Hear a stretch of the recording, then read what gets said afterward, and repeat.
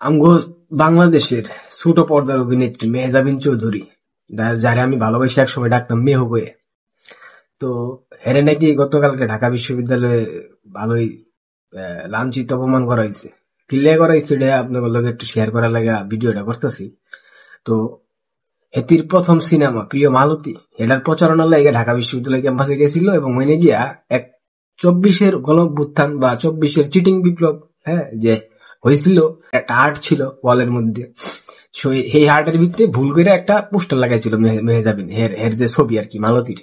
এরপরে এই পোস্টার লাগানোর পরে মেহজাবিন আবার পরে সরিও গেছে, ফেসবুকে স্ট্যাটাসও দিছে।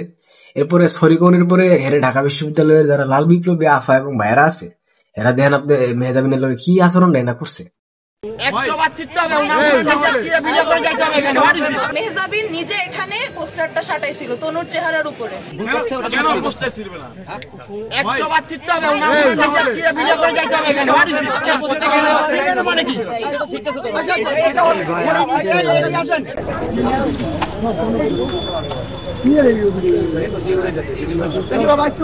এই হইল গিয়ে অবস্থা। অথচ এই মেহজাবিন চৌধুরী কিন্তু 24-এর জুলাই সিটিং বিপ্লবে কিন্তু অন্যতম স্টেক হোল্ডার। সে কিন্তু বিরাট ভূমিকা পালন করছে সামাজিক যোগাযোগ মাধ্যমে গুজব ছড়ানোর থেকে শুরু করিয়া, মানে এরা লাগতেছে এরা লাগতেছে, এরা করে লাইছে সরকার, এরা করে লাইছে 16 বছর বাক স্বাধীনতা নয়, এই সে বইচুর বহুত কথা কয়ে লাইছে। কিন্তু এই যে স্টেক হোল্ডার ছিল সে জুলাইয়ের অভ্যুত্থানে, 24-এর চিটিং বিপ্লবে, তারপরেও কেন তাকে অপমানিত হতে হলো? পুরো বিষয়টা হচ্ছে মার্কিন যুক্তরাষ্ট্রের সিআইএ এবং ডিপ স্টেটের পরিকল্পনায় যখন কোনো দেশে কালার রেগুলেশন ঘটানো হয়, বাংলাদেশের ক্ষেত্রেও সেটাই ঘটেছে।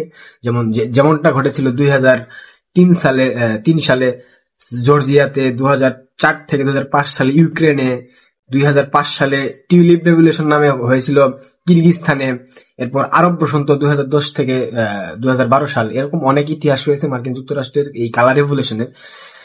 মার্কিন যুক্তরাষ্ট্র এই কালার রেভলিউশন ঘটাতে যে কৌশলগুলো অবলম্বন করে, তারা সব থেকে বেশি টার্গেট করে মানবাধিকার কর্মী, দেশের সুশীল সমাজ, দেশের যারা মিডিয়া ব্যক্তিত্ব রয়েছে, যারা বিভিন্ন ফ্যান ফলোয়ার কিংবা তাদের অনেক অবস্থান রয়েছে সমাজে, যাদের একটা অবস্থান থাকে আর কি, তাদেরকে ব্যবহার করে। তো বাংলাদেশের ক্ষেত্রে তেমনটা হয়েছে। বাংলাদেশের যারা যে মিডিয়া কর্মীরা, যারা সেই জুলাই বিপ্লবে নিজেদেরকে একদম বিলিয়ে দিয়েছিল, বিভিন্ন ভূমিকায় অবতীর্ণ হয়েছে, এরা প্রত্যেকে যায়, দেখবেন আপনারা খবর নিয়ে দেখেন। এখন হয়তো আমরা বলতেছি আমাদের কথা বিশ্বাস হবে না, তবে একটা টাইমে এসে বিশ্বাস হবে। এরা বিপুল পরিমাণ অর্থ পেয়েছে, সহায়তা। এদেরকে ডেকে ডেকে আমেরিকান এম্বাসি বলেন বা ইউনুস সেন্টার বলেন বা পাকিস্তান এম্বাসি বলেন, এখানে নিয়ে গিয়ে এদেরকে টাকা দেওয়া হয়েছে, বিপুল পরিমাণ ডলার কিংবা টাকা দেওয়া হয়েছে। যার কারণে এরা এই গুজবটাকে সরকার বিরোধী একটা প্রচারণা হিসেবে দাঁড় করিয়েছিল।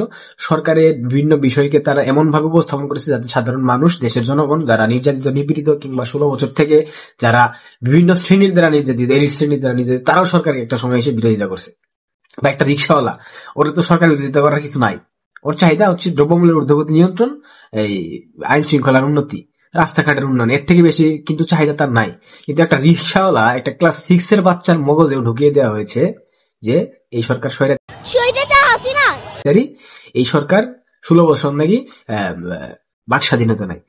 ক্লাস 6 এর বাচ্চা বলে 16 বছর থেকে বাক স্বাধীনতা নাই। তাহলে আপনি বুঝেন ক্লাস 6 এর বাচ্চা বাক স্বাধীনতার কি বুঝে? এগুলা ছিল পূর্ব পরিকল্পিত মেটিকুলাস ডিজাইনের একটা অংশ।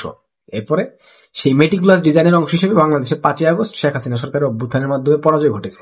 এটা পুরো বাঙালির পরাজয় ঘটেছে।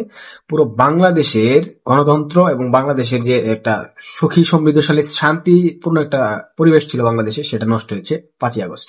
তো এই যে মেহজাবিন, আমার প্রিয় মেহু আপা, হেতিটা আমি অনেক ভালোবাসতাম। হের সিনেমা তো হয় নাই এখনো, নাটক মানে ব্যাগ দিয়ে আমি দেখতাম, ভালো লাগতো আমার। তো মেহু আপার এই অকাল প্রয়াণে আমার খুব কষ্ট লাগতেছে। কালকে রাতে ঢাকা বিশ্ববিদ্যালয়ে ব্যাপক লাঞ্ছনা করাইছি, বেডি স্ট্যাটাস দিচ্ছে ফেসবুকে, হের বড় বেডি রে ছাড়ে নাই। আর লাল বিপ্লবী আফা ভাই কইতেছি, আপনারা নাকি শুনলাম মিলিশিয়া বাহিনী গঠন করতেছেন। যাই হোক, আপনার লিগা শুভকামনা। মেহজাবিন আফু, তোমার নতুন ছবি প্রিয় মালতীর লাগে অনেক অনেক শুভকামনা। আর এরপরে পরের টার্গেট হইতে বা বাজন আপ্পি আর চমক আপ্পিও হইতে পারে। ঢাকা বিশ্ববিদ্যালয় এরিয়াতে গেলে হইতে পারে কাগজ লইতে জানি না। যাই হোক, যেহেতু বাংলাদেশে খিলাফত হয়ে গেছে, ভালো থাকেন, সুস্থ থাকেন, নিরাপদে থাকেন।